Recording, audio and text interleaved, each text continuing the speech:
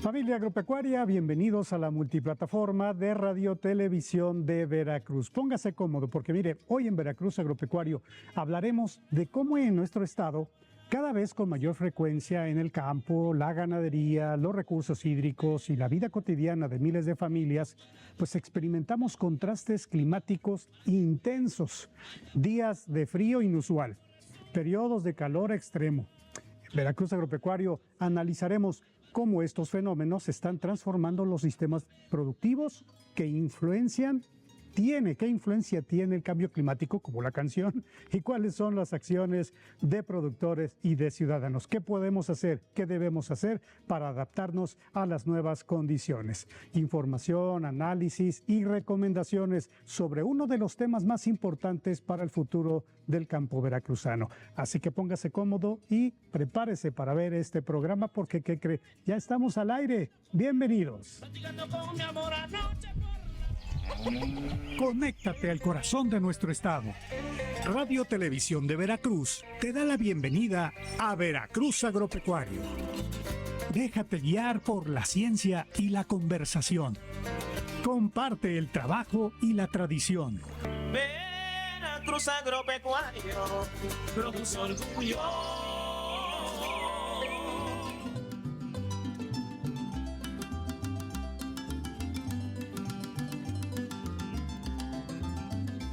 Hola, ¿qué tal? Bienvenidas, bienvenidos. Esto es Veracruz Agropecuario y a nombre de todo el equipo que hace posible este programa, les saludamos con gusto y le invitamos a que se quede con nosotros porque esta promete ser una muy buena emisión. Ciencia, cultura y natura, los temas favoritos de Héctor Juans y una servidora, Isela Pacheco. Amigo, ¿cómo estás? Isela, bien, muchas gracias. Pues mira, un tema bien interesante, cómo hemos tenido últimamente, se ha dado cuenta, ¿no? Las diferentes regiones, tanto del estado como del país, prácticamente en varios rincones del mundo, pues los impactos de la naturaleza cada vez más fuertes en cuanto a las lluvias, las olas de calor o estas sensaciones también térmicas que este año yo tuve, ya sentí lo que es un golpe de calor. Y bueno, pues así como yo seguramente mucha gente pues ha resentido de alguna u otra forma estos modificaciones climáticas, exactamente, que son más extremas, ¿no? Hacen que tengamos un poco más de lluvia, un poco más de calor. Y bueno, pues bien, nuestro invitado el día de hoy, muy especial, usted lo conoce también, muy querido aquí de Veracruz Agropecuario, pues nos va a dar información sobre estos cambios, estos fenómenos meteorológicos. ¿Quién es, Isela? Exactamente, que suenen los tambores.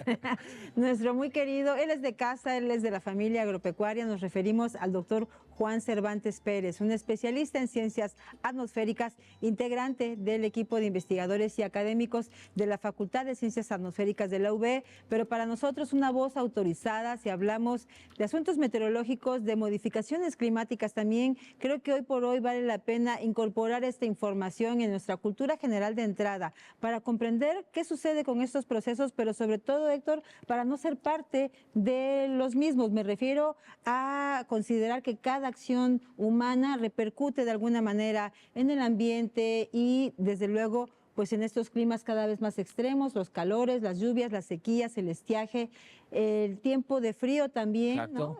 Creo que sí. Es importante escuchar a los especialistas y con base en eso tomar mejores decisiones. Por supuesto, nosotros somos pues corresponsables, ¿no? Porque habitamos justo este planeta en el que está sucediendo todo esto y efectivamente pues cambio climático de alguna forma pues es también parte de la actividad humana. Y bueno, pues hablaremos también, o él nos va a platicar también cómo tiene impactos en el campo justo el exceso de lluvia o de calor, en este caso las sequías también que están relacionadas. Así es que, bueno, pues quédese con nosotros. Además tenemos importantes también cápsulas e interesantes temas, amiga. Exactamente, Héctor. Haremos recorridos en campo que nos encanta y justamente es momento de comenzar con esta información relacionada precisamente con la producción de plátano en el estado de Veracruz, un cultivo emblemático en la agricultura de esta entidad. En el corazón de México, donde la tierra es fértil y el clima es generoso, se encuentra Veracruz, un estado que guarda uno de los tesoros más dulces y nutritivos de nuestra tierra, el plátano. Con su clima tropical y sus suelos ricos, Veracruz es el lugar perfecto para este fruto que no solo alimenta, sino que también impulsa la economía de miles de familias. Desde las riberas del río Papaloapan hasta las tierras de los Tuxtlas, el plátano veracruzano crece con un sabor único, una textura inigualable y un valor nutricional que lo convierte en un alimento esencial.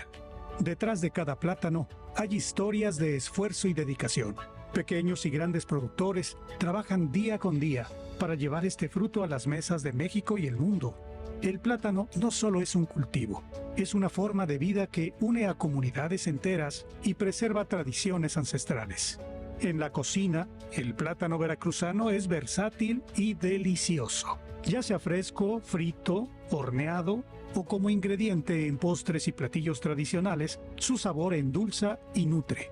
Es una fuente natural de potasio, vitamina B6 y fibra, un aliado para la salud y el bienestar. Hoy, Veracruz mira hacia el futuro con un compromiso claro: producir plátano de manera sostenible, con prácticas agrícolas responsables, como el manejo integrado de plagas y el uso eficiente del agua. Se garantiza un cultivo que cuida el medio ambiente y asegura la calidad de cada fruto. El plátano de Veracruz es más que un alimento, es un símbolo de identidad, un fruto que conecta a las personas con la tierra y que lleva el sabor de México al mundo. En cada bocado hay un pedacito de Veracruz, un pedacito de nuestra riqueza agrícola. El puro potasio, qué delicia. Los diferentes plátanos, de verdad que somos una tierra afortunada con las distintas variedades, calidades, y enhorabuena para estas regiones plataneras que tienen en las familias productoras pues un aliado estratégico. Han mantenido la tradición y han sabido pues enfrentar diferentes desafíos, entre ellos los relacionados con la sanidad vegetal, por ejemplo la cigatoca negra, entre otras enfermedades que en ocasiones pueden afectar a este cultivo. Así que, mire, con estas ganas de disfrutar plátano, continuamos el programa y lo hacemos ahora con un invitado, pues no es invitado, insistimos, él es de casa. Siempre es una alegría reencontrarnos con el doctor Juan Cervantes Pérez, nuestra voz autorizada en temas, en información meteorológica. Amigo, bienvenido, ¿cómo estás? ¿Qué tal, Isela? Bien, gracias, contento de estar aquí. Gracias por la invitación. ¿Cómo te ha ido? Afortunadamente hay mucho trabajo, seguimos investigando, seguimos participando en algunos proyectos, encauzando a los alumnos, así que pues hay mucha actividad académica, de investigación y sobre todo de aplicación.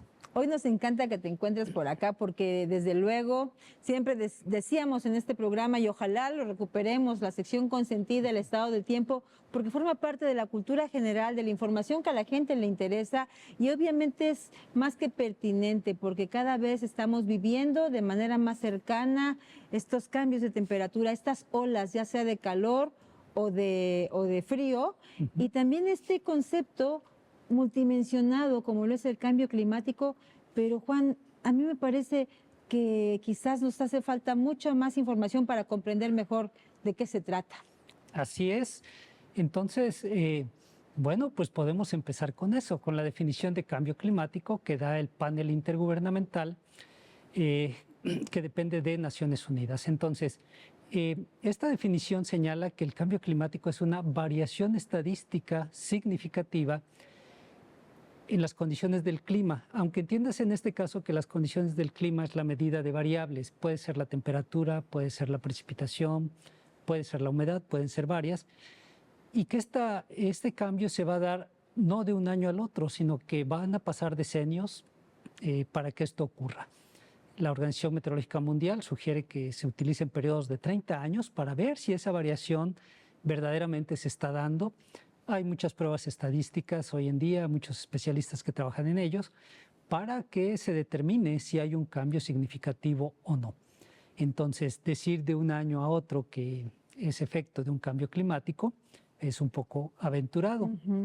Sin embargo, es importante que en esta definición, como observamos, el panel intergubernamental maneja las causas del cambio climático y señala que pueden ser de tipo natural o de tipo antropogénico.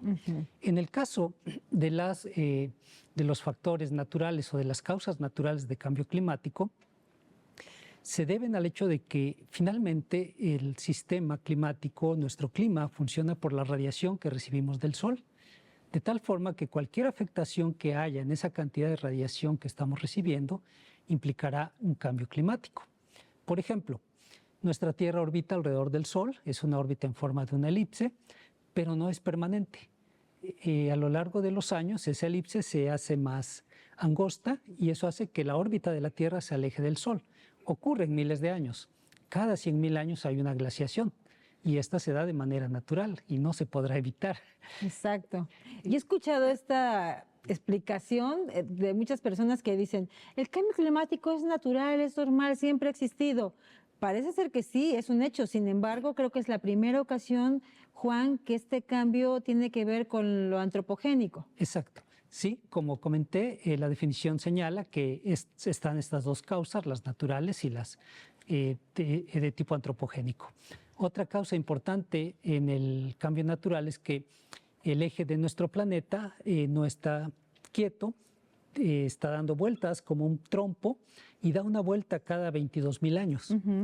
Entonces, ¿qué implica esto? Que el eje, que tiene una cierta inclinación durante cierto tiempo, después la tendrá de una manera diferente. Esto implica que dentro de unos 11.000 años estaremos, eso es ser optimista, dentro de unos 11.000 años, la Navidad para el hemisferio norte se estará celebrando en pleno verano. Habrá un cambio natural de las estaciones astronómicas. Entonces, y desde luego eso implica un cambio climático. Sin embargo, en las causas antropogénicas hay dos que destacan. Pueden ser la emisión de gases contaminantes y el cambio en el uso del suelo. Con referencia al cambio del uso del suelo, uno de los trabajos que hemos estado realizando en los últimos años ha sido ver el impacto que tiene ese cambio aquí en la zona montañosa central del estado de Veracruz. Sí. Se habla mucho de que el bosque de niebla, nuestra fábrica de agua, los cafetales, etcétera, etcétera. Entonces, de aquí hay mucha información que se ha estado obteniendo, diversos análisis que se han estado haciendo, y la teoría aquí es que al cambiar el bosque, por ejemplo, por zonas de cultivo, pues evidentemente va a tener un impacto. En este caso, el análisis se ha referido principalmente a la precipitación, porque, como dije, la radiación aquí es la variable importante. Para que se forme una nube, nos llega la radiación del Sol, alcanza la superficie de la Tierra, parte se refleja, parte la absorbe la superficie de la Tierra y después por contacto la pasa al aire que está situado inmediatamente sobre ella. Hay un principio muy básico: el aire caliente sube, el aire frío baja. En este caso, este aire que está recibiendo esta radiación cambia su temperatura, aumenta y empieza un ascenso. Ese aire lleva vapor. Conforme el vapor va ascendiendo, se va enfriando. Bueno, la masa de aire en general va ascendiendo, se va enfriando y el vapor se condensa. Lo que vemos como nubes ya son miles de millones de gotitas de agua que están ahí suspendidas porque hay corrientes de aire que las sostienen. Entonces, si estamos cambiando el uso del suelo, los bosques, por cultivos o por pastizales o por alguna otra causa, se está generando que haya mayor radiación que pueda ser transferida hacia la atmósfera y que por lo tanto va a cambiar la formación del patrón de nubosidad. Lo que estamos analizando es el hecho de que de manera natural el aire húmedo viene del Golfo de México, empieza a subir la zona montañosa, encuentra la zona del bosque de niebla, se da la precipitación, se da lugar a la formación de las nieblas y cuando pasa al otro lado de la sierra ya el aire va un poco más seco. De hecho lo vemos porque cruzando las vigas llegamos a Perote y es una zona seca. Entonces, al parecer este cambio de uso del suelo está provocando que las nubes se estén formando a mayor altura o incluso al otro lado de la sierra, y que la zona de niebla también se esté corriendo hacia partes más altas. Entonces, esta es una afectación muy regional, producto de la actividad humana, producto en este caso del cambio del uso del suelo, y que está afectando el ciclo hidrológico. Estamos analizando las mediciones que se tienen desde hace 50, 60 años, lo más largas que se tengan las series, a fin de que se pueda determinar si verdaderamente existe esta variación. En este momento sí hemos encontrado que al parecer esta hipótesis se cumple en el sentido de que la precipitación se está desplazando hacia zonas más altas y al otro lado de la Sierra Madre Oriental, y que la niebla, la zona de niebla, también se está desplazando hacia partes más altas. Tenemos menos días con niebla, por ejemplo. Ajá. Eso es verdad. Oye, nos pregunta la producción si estos estudios, estas evaluaciones son únicamente en esta zona de montaña o también hay otras regiones de Veracruz en donde ustedes han podido medir estos cambios. Por el momento nos estamos refiriendo solamente a la región, a la parte central, porque pues, nos interesa además la problemática que tenemos por el suministro de agua en Jalapa. Claro. Como sabemos, buena parte del agua se trae del estado de Puebla, otra parte viene de microcuencas más cercanas, de los manantiales del Castillo, y evidentemente el crecimiento poblacional, el crecimiento urbano está implicando una mayor demanda de servicios.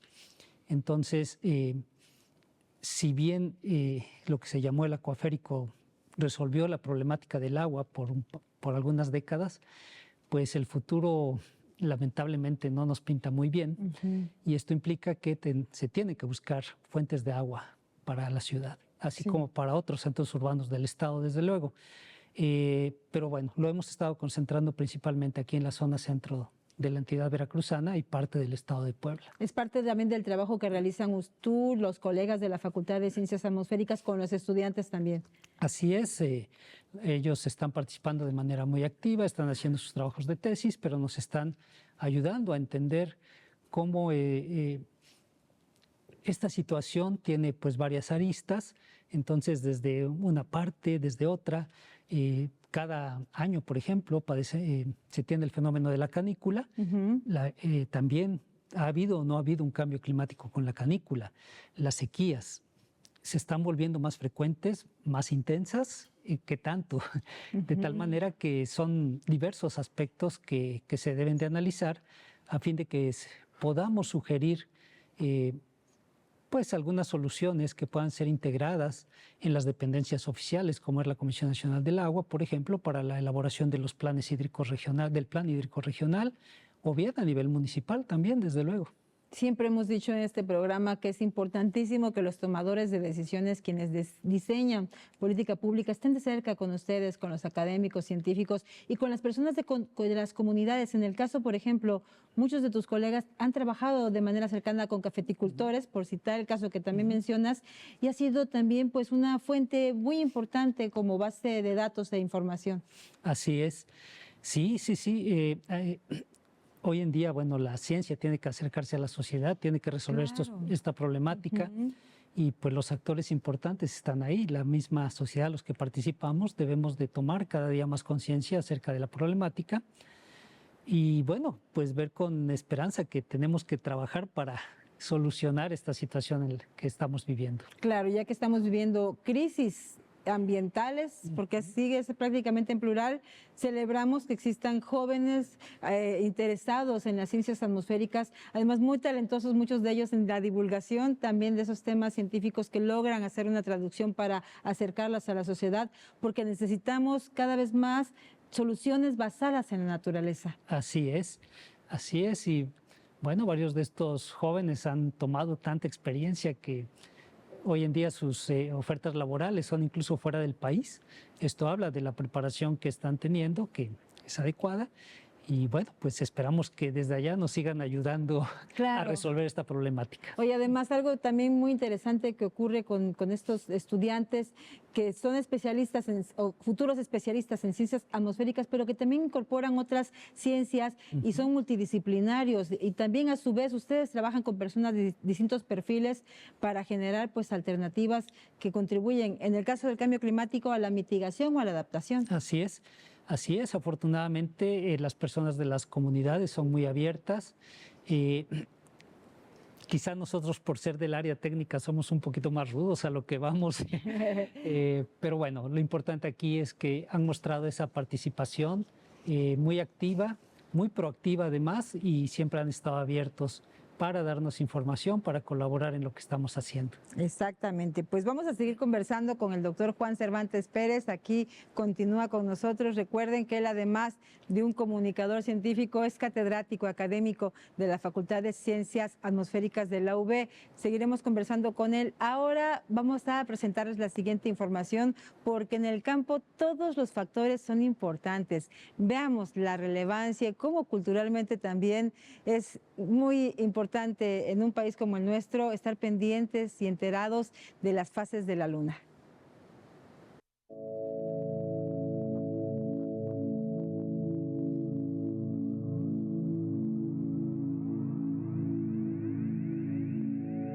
Desde tiempos inmemoriales, la observación de las fases lunares ha sido un pilar de la sabiduría ancestral en México, guiando con su ritmo silencioso las labores del campo y la pesca. Este conocimiento, heredado de generación en generación, ve en la luna mucho más que un astro. La considera una aliada fundamental para la siembra, el crecimiento y la cosecha.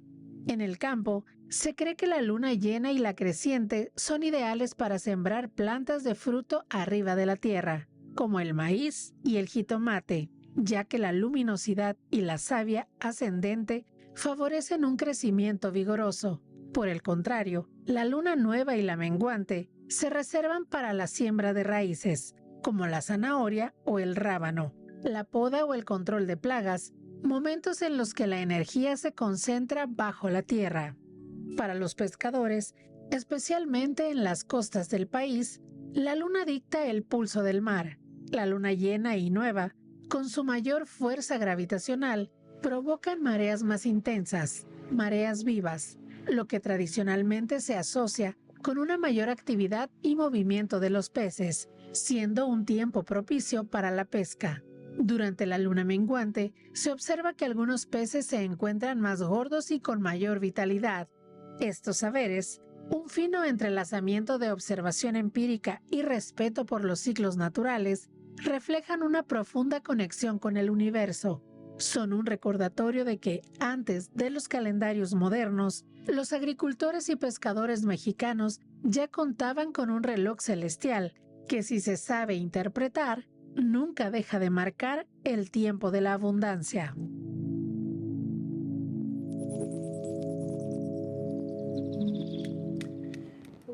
Quiero hacerle una analogía de lo que pasa con la vida normal. Cuando nuestros hijos se van de casa, pues los extrañamos y siempre les deseamos lo mejor. Y cuando regresan casados o con los nietos, pues hombre, los recibimos. Asimismo, estamos recibiendo a Juan Cervantes Pérez, que pues es amigo, es generador de la familia agropecuaria, en fin, pero es modesto. Fíjese que Juan, aparte de ser un académico de carrera de tiempo completo, titular de la Universidad Veracruzana, tiene pues la maestría y el doctorado de la Universidad Nacional Autónoma de México. Y tiene publicaciones impresionantes, como por ejemplo, le quiero presumir, como Madera y Bosques. Tiene también acerca del estudio en la región tropical del estado de Veracruz. Tiene varias publicaciones, una guía para interpretar los pronósticos meteorológicos. En fin, es toda una personalidad, que la debemos aprovechar. Yo le invito para que participe con nosotros a través de nuestra multiplataforma. Y por lo tanto, permítanos hacer una pausa promocional y regresamos con más.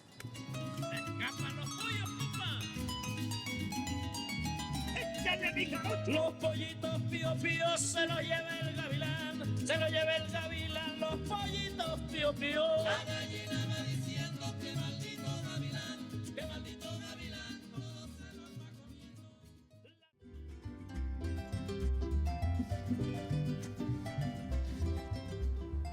Estamos de regreso en Veracruz Agropecuario. Muchas gracias por participar con nosotros. Fíjense que durante mucho tiempo, a lo largo de la historia de nuestra sociedad, pues uno de los temas recurrentes en casa, con los amigos, pues siempre ha sido el pronóstico del tiempo, ¿no? Si va a llover, si va a hacer frío. Y esto, poco a poco, la evolución social en nuestro país, pues hizo que en ciertos lugares y ciertas personas se fueran preparando para poder tener el conocimiento acerca de qué es lo que habría día al siguiente día. No solamente dejarse llevar por las ranas que salen o las hormigas que empiezan a salir, etcétera, que son buenos sensores. Platicaba con Juan antes de iniciar y me decía, sí, siguen siendo una alerta muy interesante. Pero fíjese que todo esto se lo platico porque se han empleado o se emplearon en un principio unas herramientas que se llaman modelos de predicción numérica, esto en Estados Unidos. Estos simulan condiciones promedio que podrían presentarse en determinado tiempo, que puede ser desde un mes hasta un año, en algún lugar o región. Para ello parten de una normal climatológica definida como el comportamiento promedio de un rango de años de alguna variable como precipitación, temperatura y viento. Esos son pues conocimientos básicos de la meteorología que hoy estamos de lujo y no me canso de decir y de sentirme orgulloso de uno de los generados aquí también en Veracruz Agropecuario. Y vamos a continuar con el programa. Ahora permítanos mostrarle esta cápsula acerca del policultivo en San Pablo Cuapan, donde se cultiva aguacate, café y otras cosas más. Veamos.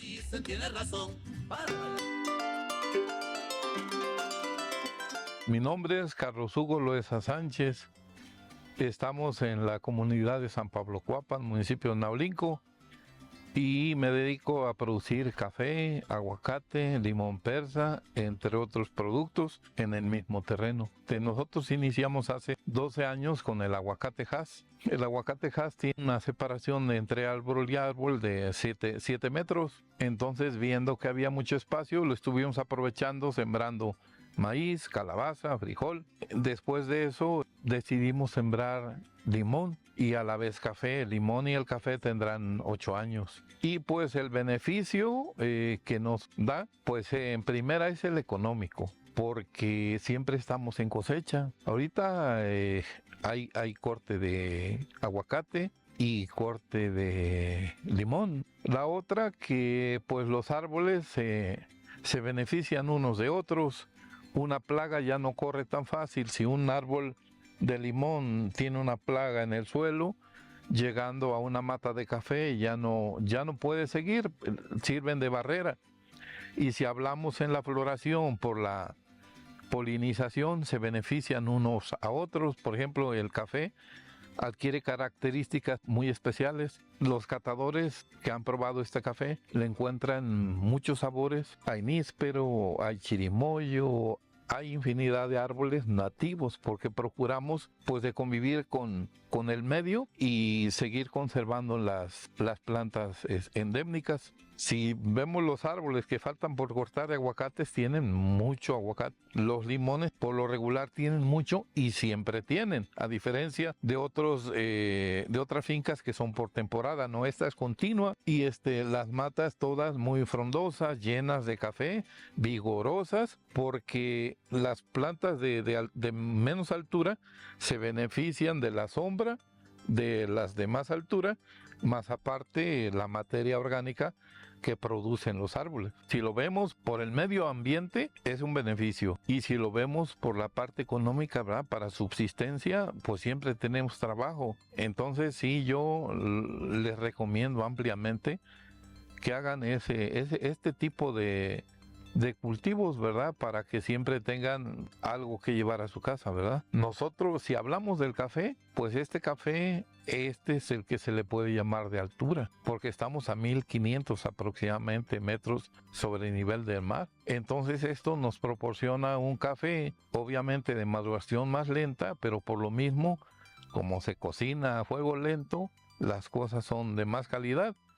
Este café pues nos ha alcanzado un puntaje de 91.40, o sea, es un café de los mejores, compite con cualquiera de los cafés mejores del mundo. Eso nos ha llevado pues a alcanzar premios internacionales. Tenemos clientes en Asia, en Europa, en 2-3 continentes. Se ha llevado a Inglaterra, a Francia, Taiwán, China, Japón, y gracias a eso, pues por los mismos premios, reconocimientos que hemos tenido, se nos han hecho invitaciones a esos lugares. A Estados Unidos ahorita tenemos una, y yo creo que en unos 2-3 meses por allá vamos a estar en una expo nos sentimos muy orgullosos y muy favorecidos con la vida de habernos puesto aquí, donde todo se da de maravilla y todo es de mucha calidad. Y le digo, no lo digo yo, lo dicen, pues ahora sí, los hechos, ¿sí?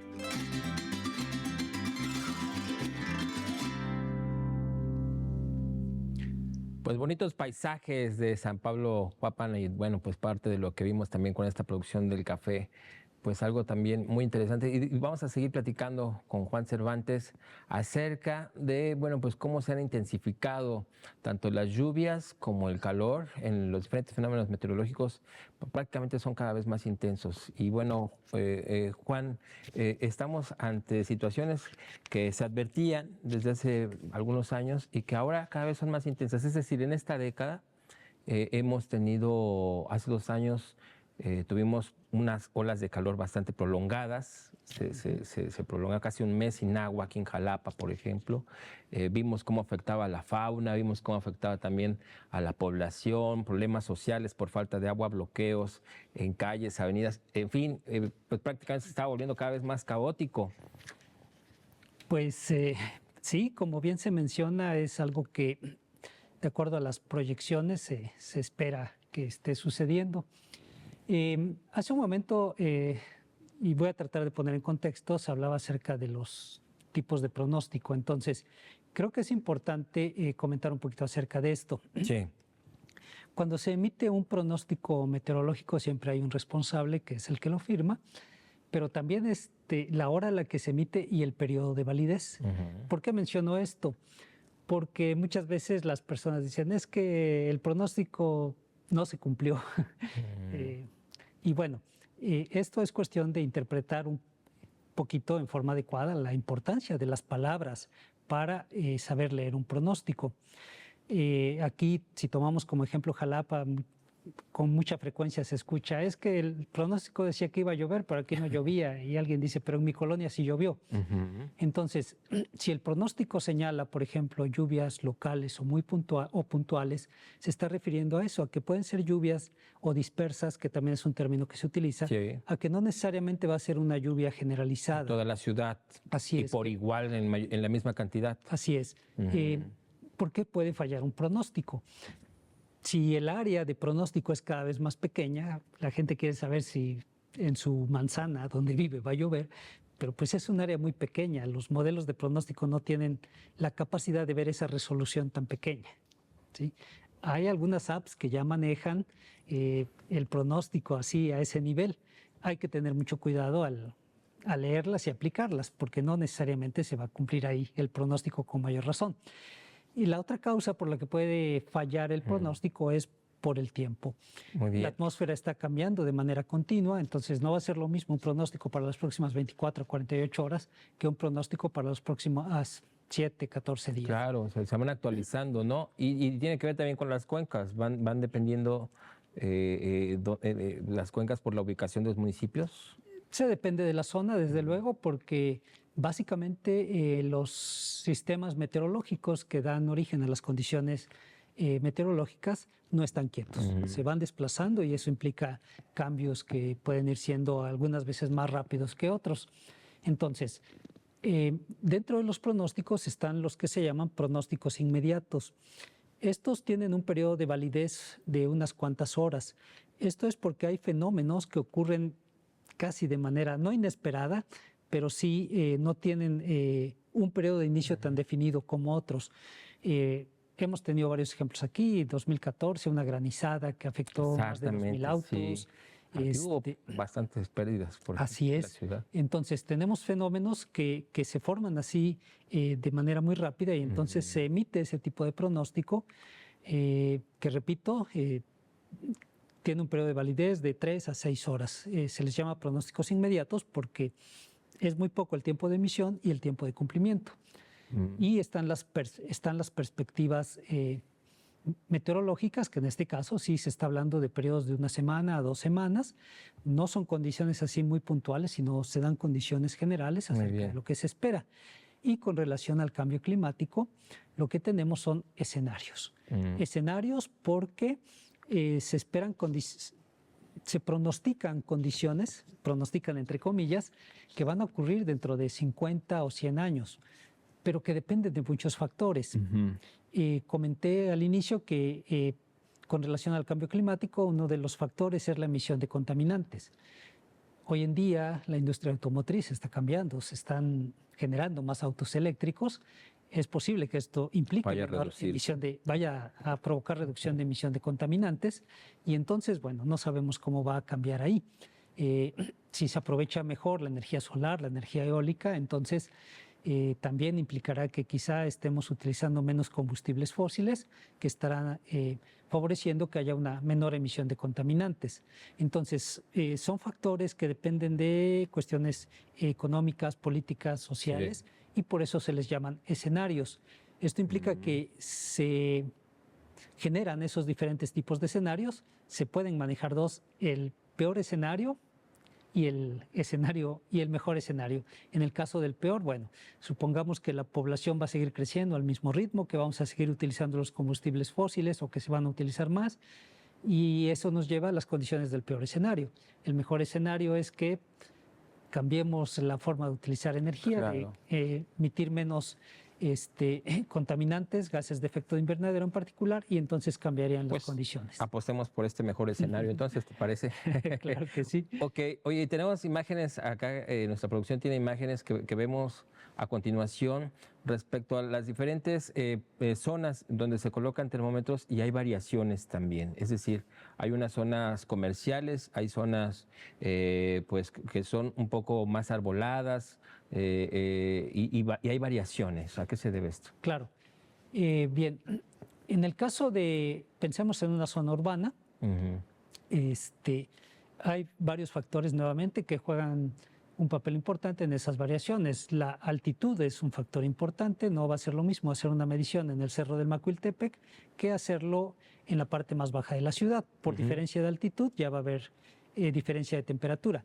Pero sí, además de esto, el Cerro del Macuiltepec, que es una zona arbolada, pues por experiencia sabemos que cuando nos situamos en una zona vegetada, la temperatura disminuye. Claro. Entonces, dentro de la misma ciudad, se generan estas condiciones. Aquí sí podemos hablar de lo que se denomina el microclima y de la importancia que juegan las zonas vegetadas en la zona urbana. Hace varios años hicimos un estudio midiendo las temperaturas al interior del Parque Juárez y en el exterior. Se llegaron a medir diferencias en un espacio de menos de 100 metros, 50, de 2 a 3 grados Celsius. Eso implica un cambio térmico significativo. Exactamente. Y en parques tan pequeños, como el Parque María Enriqueta, que está situada sobre la avenida Venustiano Carranza, que es un parque pequeño, de todas formas llegamos a medir diferencias de 1 a 2 grados entre el interior del parque y los alrededores inmediatos. Influye también, me imagino, querido Juan Cervantes, también todo el pavimento, ¿no?, que hay ahí, o sea, es decir, entre menos árboles, más pavimento, más calor. Así es. Muchas personas piensan que el calor en la ciudad se forma por el calor que despiden los motores de los automóviles. Y eso es solo una parte muy, muy pequeña. En realidad, la mayor generación de calor en las ciudades se da por el tipo de materiales que utilizamos para la construcción y en este caso, bueno, el tipo de pavimento, el tipo de concreto. Esto hace que se retenga calor y que muchas veces la temperatura máxima que debería de estarse registrando hacia las 2 o 3 de la tarde, tenga un retraso y se registre hasta las 4 o 5 de la tarde. Variaciones, sí es cierto. Que es una variación importante. Sí. Hay ciudades tan grandes como Ciudad de México donde se han medido diferencias de temperatura entre el centro de la ciudad y la zona adyacente, la zona rural, de hasta 9 grados Celsius. Imagínate. Es una ciudad muy grande, desde luego, pero eso nos habla de cómo es que los materiales que estamos utilizando, el impacto que están teniendo. Claro, tiene mucho que ver también que haya conservación de áreas verdes, por supuesto, parques, entornos arbolados finalmente para la regulación de la temperatura y bueno, pues se entiende que, imagínense, si los árboles están migrando a las zonas más altas, pues también está pasando esto con la población, es decir, hay cada vez más población, pues yo creo que todos ya preferimos una zona más aislada de la ciudad, un poco más arbolada, por todos los beneficios que puede darnos. Y eso, esa sobrepoblación de estas áreas naturales, pues está también generando toda esta alteración de la que ya nos has hablado, Juan. Así es, está impactando también. El impacto. Entonces, regresando un poquito al tema de las ciudades, la importancia de que en nuestras casas, aunque sea en forma relativamente pequeña, se pueda dejar un espacio para jardín, para que el agua se infiltre, Claro. tener las plantas en casa que nos van a permitir no solo un efecto psicológico, sino también De temperatura. ambientales. Así Y bueno, pues todas estas condiciones, estos cambios, pues también impactan en el campo aquí en nuestro estado. Hemos tenido también ya pues, los efectos en su momento de las sequías prolongadas, algunos cultivos que también los mismos productores van midiendo porque pues obviamente no se quieren arriesgar también a veces a perder una inversión, o de repente viene una helada, ¿no? También que nos puede afectar.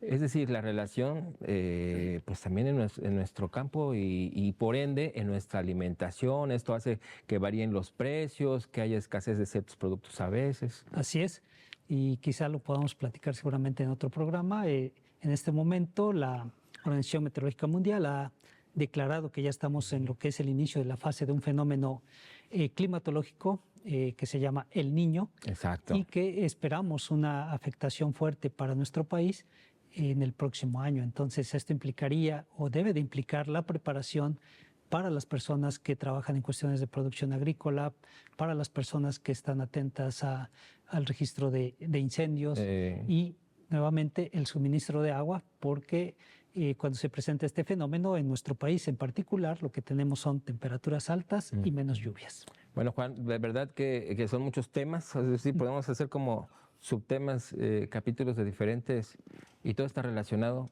pues seguramente estarás con nosotros próximamente. Y bueno, pues ahora que tuvo el temporal de lluvias, por aquí vimos algunos anfibios, vimos chicantanas aquí en Cerro de la Galaxia, vimos pues toda esta fauna que también son indicadores de ecosistemas sanos, ¿no? Digo, es un tema ambiental, pero que está relacionado justo con esta temporada de lluvias que están pasando, el verano que también se acerca, llega con otros indicadores y pues la naturaleza finalmente nada está esperando a que se den, porque ahí sí hay como algo muy puntual, ¿no? Así es, sí, finalmente pues el agua es fuente de vida y en este caso con las precipitaciones que hemos tenido en la entidad veracruzana, pues no solo la producción agrícola ha tenido un respiro, sino que también, como bien se menciona, la biodiversidad animal pues florece y la podemos ver afortunadamente todavía en zonas como aquí en el Cerro de la Galaxia. Un mensaje final, mi querido Juan, algo que también nosotros somos responsables de estos cambios y como para mitigarlos, pero bueno, finalmente vamos a cerrar con una conclusión, un mensaje final, por favor. Claro que sí. Bueno, pues efectivamente no tenemos otro planeta al cual ir, así que cuidemos que es nuestro planeta, seamos conscientes en las actividades que realizamos y tratemos de conservar lo mejor posible nuestros recursos naturales. Pues muchas gracias, Juan Cervantes, pues muy, muy interesantes todos los temas que nos has planteado el día de hoy. Y bueno, pues vamos a seguir reflexionando y aprendiendo más acerca de este conocimiento que desde pues el área de las ciencias atmosféricas nos has compartido el día de hoy aquí en Veracruz Agropecuario, que bueno, pues sabes que siempre es tu casa. Te esperamos en un próximo programa. Muchas gracias. Amigas y amigos, nos vamos con Alejandro porque tiene información importante que presentarles. Adelante, Ale. Gracias, Héctor. Amigos, los meteorólogos que forman parte de un servicio, de un grupo completo de profesionales que en cada estado tienen sus grupos de investigación, de pronósticos, etcétera. Todo forma parte del Servicio Meteorológico Nacional, que surgió hace algunos años y en el cual, por ejemplo, le quiero platicar que dentro de los esquemas o dentro de las lo que les corresponde a ellos es hacer toda una evaluación completa de cuáles pueden ser los fenómenos meteorológicos que pudieran presentarse en todo lo que es la República Mexicana. Sabemos bien que la República tiene pues una diversidad múltiple con características diferentes en el Golfo de México, en el Pacífico, lo que nos llega del frío del norte y bueno, gran parte de ese aire caliente que nos llega de Centroamérica y Sudamérica. Bueno, todo eso ellos lo evalúan a través de las estaciones meteorológicas automáticas, conocidas como EMAS. Aquí ellos buscan que cada estación encuentre sensores que miden dirección y velocidad del viento, también la temperatura del aire, la humedad relativa, la presión atmosférica, la precipitación pluvial, la radiación solar, la combustibilidad, la temperatura a 10 grados, temperatura a 10 centímetros bajo suelo y nivel de agua. Son algunos de los sensores que ellos investigan y que se dan cuenta. En nuestro país tenemos una red de 189 estaciones meteorológicas, de las cuales están distribuidas a lo largo y ancho de la República Mexicana. De hecho, esto comenzó allá en 1999 y a lo largo de los años se ha ido multiplicando, se ha ido ampliando. Son de las cifras, de los lugares y de las cosas que tenemos que conocer. Todo eso nos ayuda para saber si en el campo va a haber condiciones de lluvia o va a haber sequía, todo este tipo de información que es elemental. Bueno, y tan elemental es que vamos a regresar con Isela y con Héctor a la sala para continuar el programa. Gracias, Ale. Pues efectivamente toda esta información es importante y pues valorar el trabajo de verdad de los meteorólogos. Isela, son personas muy profesionales y muy importantes porque, bueno, pues de todo este trabajo que ellos hacen desde la medición, la evaluación y los avisos que a través de la Comisión Nacional del Agua, de la Secretaría de Protección Civil o las direcciones de Protección Civil municipales, pues vaya que son vitales para reaccionar, para protegernos de diferentes fenómenos como los meteorológicos que tienen que ver con las aguas, con los calores, en fin. Oye, Héctor, y además reconocer el trabajo y la aportación de muchas personas que intervienen desde la academia y en la función pública y también como en su momento desde la comunicación en medios como Radio Televisión de Veracruz, porque han contribuido a generar una cultura de protección civil que es fundamental porque estamos hablando de evitar o reducir riesgos. Los fenómenos, ¿cómo le llaman esto? Naturales, no son fenómenos naturales, es decir, regularmente tienen que ver, como ya nos explicó Juan, con la acción humana, pero en la medida que tengamos información que nos ayude a estar pues prevenidos, claro, vamos a evitar pues... Sí, efectivamente, y que ahora son más accesibles, ¿no? A través de las redes sociales, claro, de fuentes oficiales. Y bueno, pues el mensaje también del día de hoy, Isela, es que pues hay buenas noticias, se pueden reducir estos efectos si actuamos o seguimos actuando responsablemente, reduciendo los impactos al medio ambiente. Ya sé qué quería decir. Los desastres naturales no existen. No existen. No son desastres naturales, son desastres que ocasionamos cuando tomamos malas decisiones. Así que seamos cautelosos, respetemos la naturaleza, por favor.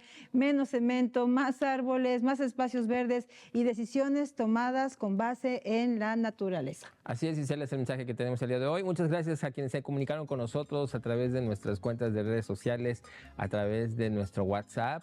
Pues un saludo para todos quienes están también viendo este programa, que invitamos a que compartan para que lleguen más personas. Nos vamos, amigo. Muchas gracias. Linda noche.